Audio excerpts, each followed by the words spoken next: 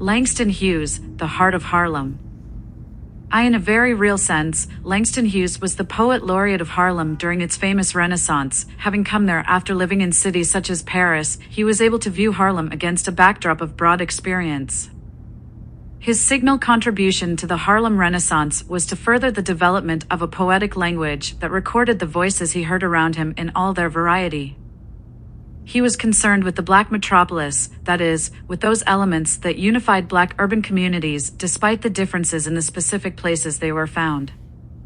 Returning to this theme again and again, he wrote about Harlem more often and more fully than any other poet. As Hughes wrote about himself, "I live in the heart of Harlem." He said of its people, "I love the color of their language and, being a Harlemite myself, their problems and interests are my problems and interests."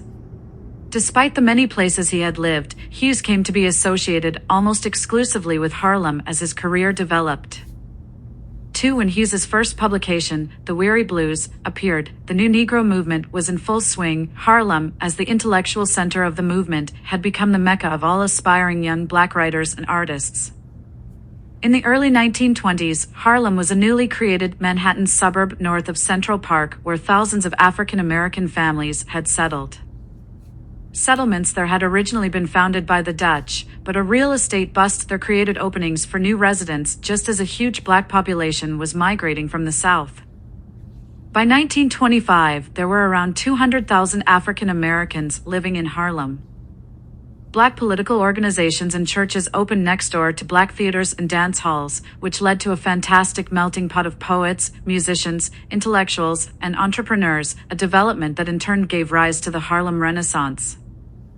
This so-called Renaissance not only encouraged and inspired the Black creative artist, but it served also to focus as never before the attention of America upon the Black artist and scholar.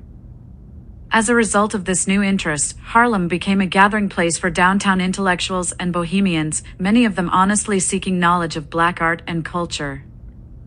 For a period of about 10 years, the most obvious and sensational aspect of the new Negro movement for downtown New York was the nightlife of Harlem, and in particular the cabaret scene.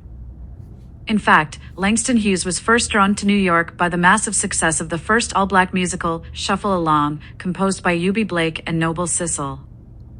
One of Hughes's favorite methods of composition, whether in New York, Washington, D.C., or Paris, was to write poetry while sitting in a club listening to jazz or the blues. In Washington, in 1925, he wrote, "I tried to write poems like the songs they sang on 7th Street. Had the pulse beat of the people who keep on going."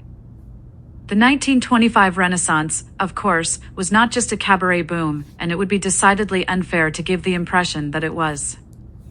But the Harlem cabaret life of the period was definitely an important byproduct of the new interest in Afro-American culture created by the movement, and this life strongly influenced the early poetry of Langston Hughes. For Langston Hughes died in 1967 at the end of a prolific career that saw the publication of 16 books of poems, 2 novels, 3 collections of short stories, 4 volumes of editorial and documentary fiction, 20 plays, children's poetry, musicals, and operas. 3 autobiographies, a dozen radio and television scripts, and dozens of magazine articles, in addition to 7 anthologies of poetry that he edited.